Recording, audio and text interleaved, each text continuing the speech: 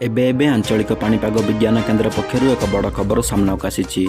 सूचना अनुजाई 2 दिन सुखिला पाग पुणी 18 रु बढ़ वर्षा। एने सबु जिला को येलो वार्निंग जारी कला आंचलिक पाणीपाग केन्द्र।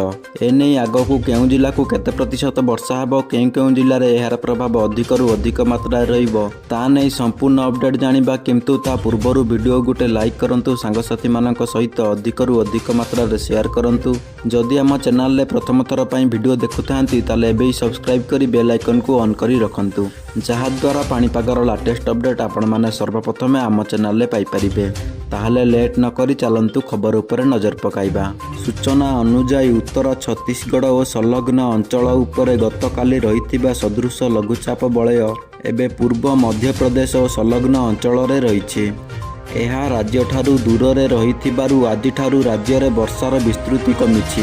आसंता काली और 17 तारिख दिन राज्य रे पाग सुखिला रहिबो। 18 तारिख रु राज्य रे पुणी वर्षा आरंभ होइजिबो बोली आंचलिक पाणीपाग केन्द्र पक्षरु कुहा जाइछि। तेबे 18 तारिख रु राज्य रे पुणी भल वर्षिबो बोली कुहा जाउथिबा बेले से दिन भद्रक, केन्द्रापड़ा, कटक, जगतसिंहपुर, पुरी, खोर्धा और गंजाम जिलार केतेकांश रे प्रबल वर्षार संभावना रहिछि। सेही भली गंजाम, गजपति, रायगड़ा, कोरापुट, मालकानगिरी, कंधमाल, नवरंगपुर और कलाहांडी आदि जिले में 19 तारिख दिन भल वर्षार संभावना थिबारु एही सबु जिला को येलो वार्निंग जारी करा जाइछि। तेबे वर्तमान आपण माने भिडियोटी को केउ जिल्लारू देखुचंती एवं आपणक अंचल रे पाग किपरि अछि ताहा कमेंट माध्यम रे जणांतु। जय जगन्नाथ।